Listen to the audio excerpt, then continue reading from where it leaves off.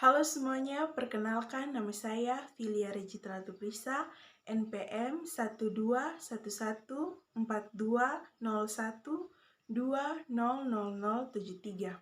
Kelas B, mata kuliah Keperawatan Medikal Bedah 1, dosen pengampu Ibu Grace Wakano, program studi Keperawatan Fakultas Kesehatan tahun 2021.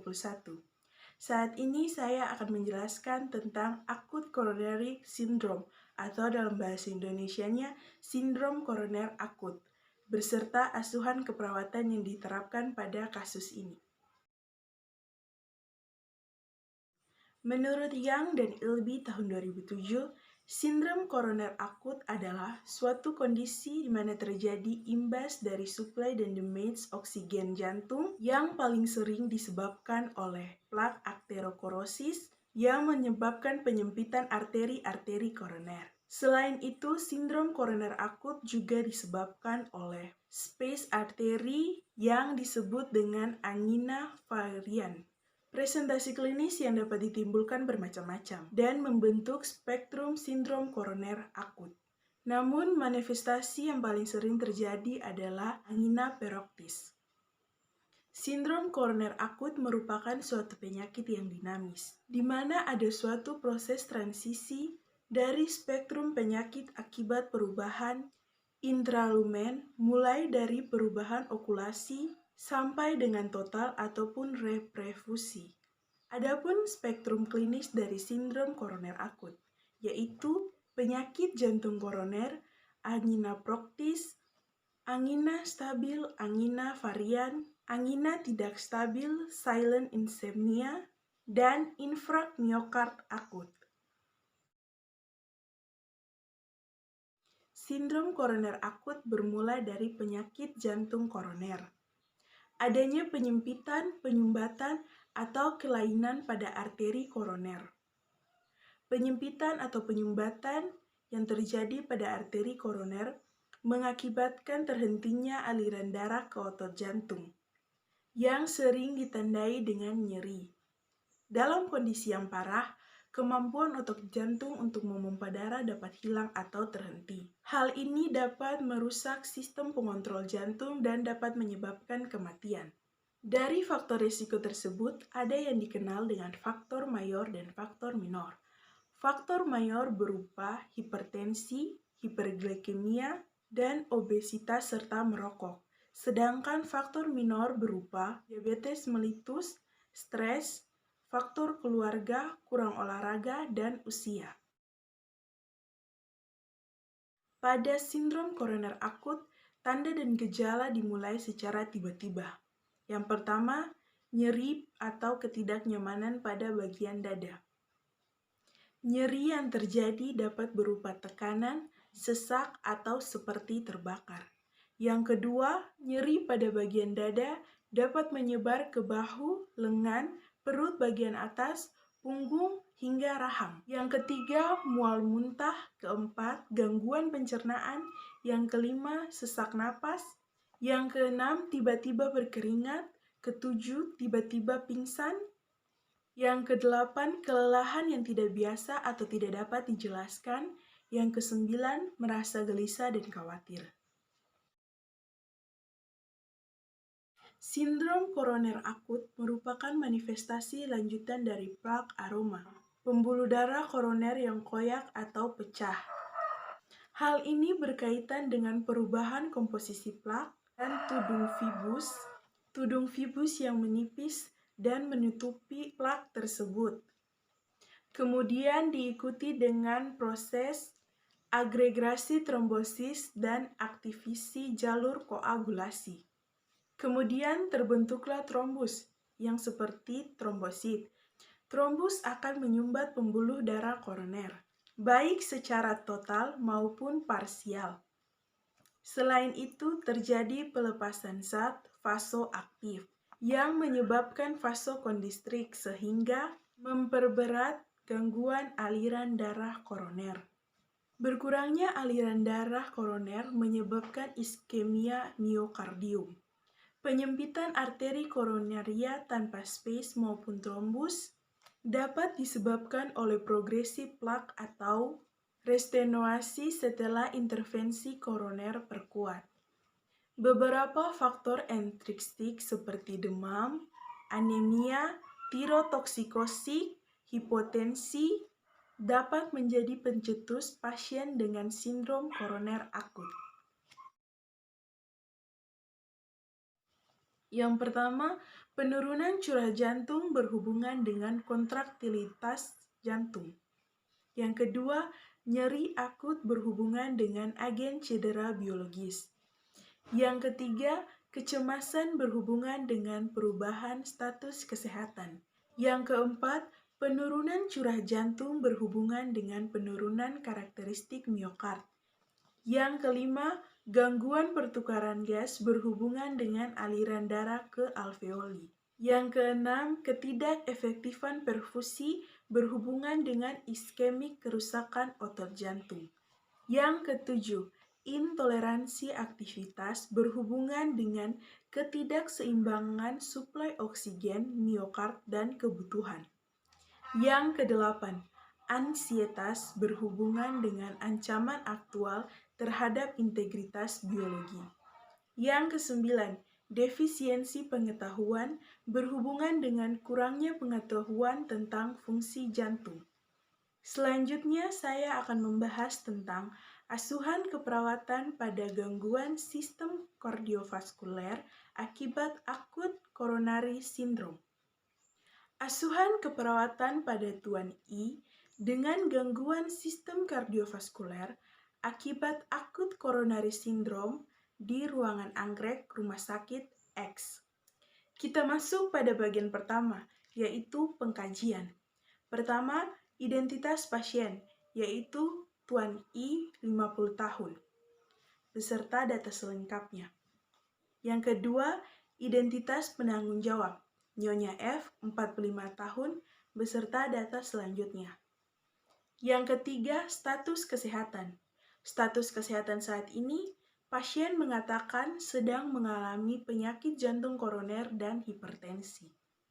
Keluhan utama saat masuk rumah sakit dan saat ini. Saat masuk rumah sakit, pasien mengatakan mengalami nyeri pada bagian dada seperti tertekan, sehingga mengalami sesak napas. Nyeri juga terus menyebar ke bagian punggung, bahu, leher, lengan, dan juga rahang yang terus-menerus tanpa henti. Keluhan saat ini, pasien mengatakan masih mengalami nyeri pada bagian dada, tapi pada bagian lainnya sudah tidak terasa nyeri lagi. Pasien juga mengatakan masih mengalami sesak napas. Alasan masuk rumah sakit dan perjalanan saat ini.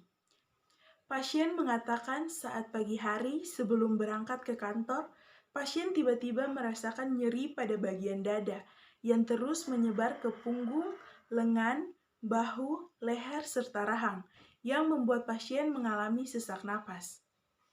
Setelah 30 menit mengalami nyeri di rumah, pasien merasa bahwa nyeri yang dialaminya tidak berkurang. Akhirnya, istri pasien memutuskan untuk membawa pasien ke rumah sakit. Upaya yang dilakukan untuk mengatasinya. Pasien mengatakan selama 30 menit merasakan nyeri pada bagian dada, pasien hanya berusaha mengatur nafas dengan lebih baik agar nyeri berkurang. Pasien juga mengatakan tidak berani minum obat anti nyeri karena takut terjadi efek samping. Yang keempat, status kesehatan masa lalu. Penyakit yang pernah diderita. Pasien mengatakan pernah mengalami penyakit jantung koroner dan hipertensi. Pernah dirawat? Pasien mengatakan pernah dirawat dengan penyakit yang sama. Alergi. Pasien mengatakan tidak memiliki alergi terhadap makanan atau obat-obatan tertentu. Kebiasaan, baik itu merokok, alkohol, kopi, dan lain-lain. Pasien mengatakan sebelumnya ia adalah seorang pecandu rokok, tapi telah berhenti sejak 2 tahun lalu. Akan tetapi, pasien masih sering mengonsumsi kopi pada pagi hari. Yang kelima, riwayat penyakit keluarga. Pasien mengatakan dalam keluarganya memang mempunyai riwayat penyakit jantung sejak dulu. Yang keenam, genogram. Ini adalah bentuk genogram dari pasien. Yang ketujuh, diagnosa medis dan terapi. Diagnosa medis yaitu akut coronary syndrome, sedangkan terapi dapat berupa obat aspirin, clopidogrel, dan terapi oksigenasi, dan juga terapi infus. Yang kedelapan, pola kebutuhan dasar, biopsikososio-kultural dan spiritual. Pasien mengatakan mengalami kesulitan dalam menjalankan kegiatan sehari-hari, dan pasien juga merasa tertekan dengan penyakit yang dialaminya. 9. Pola persepsi dan manajemen kesehatan. Pasien mengatakan cemas dengan penyakit yang dideritanya karena merupakan salah satu penyakit berbahaya. 10. Pola nutrisi dan metabolik. Sebelum sakit, pasien mengatakan selalu makan teratur 3 kali sehari. Setelah sakit, pasien mengatakan kehilangan nafsu makan, mual, muntah, dan porsi yang dihabiskan hanya 1/2 porsi. 11. Pola eliminasi. Yang pertama, buang air besar. Sebelum sakit, pasien mengatakan buang air besar dengan normal. Setelah sakit, pasien mengatakan mengalami susah buang air besar. Yang kedua, buang air kecil. Sebelum sakit, pasien mengatakan buang air kecil dengan normal. Setelah sakit, pasien mengatakan mengalami susah buang air kecil. 12. Pola aktivitas dan latihan. Yang pertama, aktivitas. Dapat dilihat pada tabel di samping pola aktivitas pasien. Yang kedua, latihan. Sebelum sakit, pasien mengatakan dapat menjalani aktivitasnya dengan normal. Setelah sakit, pasien mengatakan tidak dapat menjalankan aktivitasnya dengan normal dan hanya dapat berbaring di tempat tidur. 13. Pola kognitif dan persepsi. Pasien dapat berkomunikasi dengan baik, pandangan pasien jelas, dan pasien dapat menjawab semua pertanyaan yang diberikan oleh perawat. 14. Pola persepsi konsep diri. Gambaran diri. Pasien mampu mengenali dirinya sebagai seorang ayah dengan 3 orang anak dan bekerja sebagai seorang PNS. Gambaran diri. Pasien merasa bahwa dirinya sakit dan membutuhkan pertolongan. 15. Pola tidur dan istirahat. Sebelum sakit, pasien mengatakan selalu tidur minimal 8 jam sehari. Setelah sakit, pasien mengatakan lebih banyak menghabiskan waktunya untuk tidur agar mengurangi nyeri yang ia rasakan. 16. Pola peran hubungan. Keluarga pasien mengatakan pasien mampu mengenali lingkungan sekitarnya. Pasien ramah dan baik pada keluarga, juga pasien lain yang berada di sekitarnya. 17. Pola seksual reproduksi. Sebelum sakit, normal. Setelah sakit, normal. 18. Pola toleransi stres dan coping. Keluarga pasien mengatakan, bila pasien memiliki masalah, pasien selalu membicarakan masalah tersebut dengan istrinya. Pasien terlihat cemas dan takut. 19. Nilai kepercayaan. Pasien mengatakan selalu berdoa kepada Tuhan untuk kesembuhannya. 20. Pengkajian fisik.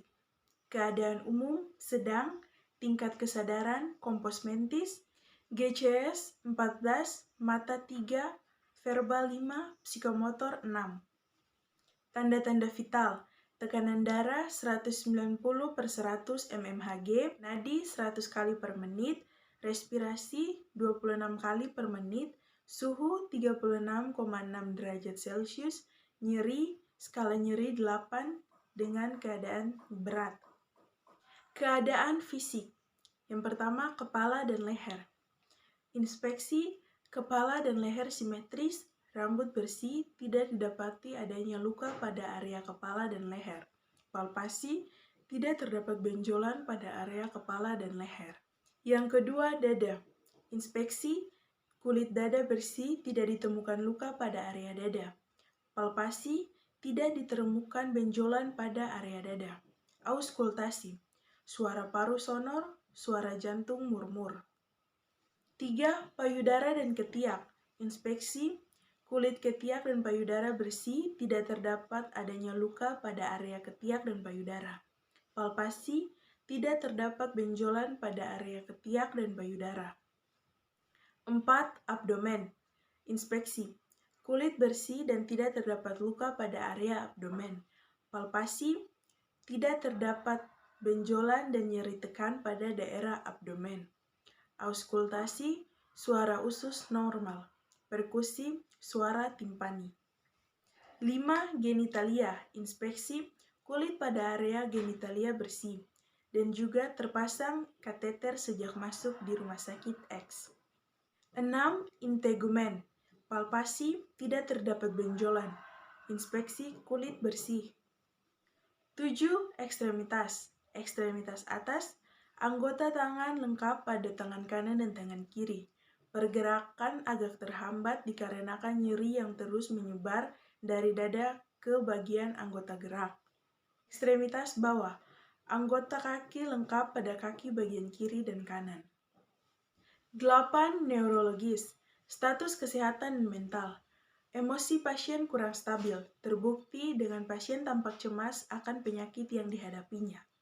Pengkajian syaraf kranial, syaraf kranial terpantau normal. Pemeriksaan refleks, refleks pasien terhambat dikarenakan nyeri yang menyebar pada anggota tubuh bagian atas. 21. Pemeriksaan penunjang. Data laboratorium yang berhubungan. Pemeriksaan sampel darah. Pemeriksaan radiologi berupa pemeriksaan EKG. Hasil konsultasi tidak ada, pemeriksaan penunjang lainnya tidak ada. 22. Analisa data. Nama dan umur, Tuan I, 50 tahun, ruangan, anggrek, nomor registrasi 01, 01, 09, 02. Berikut adalah tabel analisa datanya. Data subjektif yang didapat, pasien mengatakan nyeri, P saat berubah posisi dan aktivitas, Q nyeri seperti ditekan, R dada, S 8 skala nyeri berat, T kurang lebih 5-10 menit. Data objektif yang diterima, keadaan umum sedang, kesadaran kompos mentis, GCS 14, mata 3, verbal 5, psikomotor 6. Tanda-tanda vital, tekanan darah 190/100 mmHg, nadi 100 kali per menit, respirasi 26 kali per menit, suhu 36,6 derajat Celcius. Pasien tampak meringis dan memegang bagian dada yang terasa nyeri. Etiologinya, gangguan sistem kardiovaskuler, masalah nyeri kronis.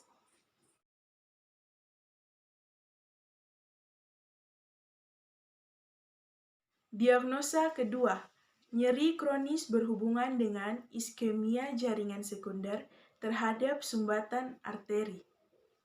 Ditandai dengan data subjektif, P berubah posisi dan aktivitas, Q nyeri seperti ditekan, R dada, S skala 8 atau skala berat, T kurang lebih 5-10 menit.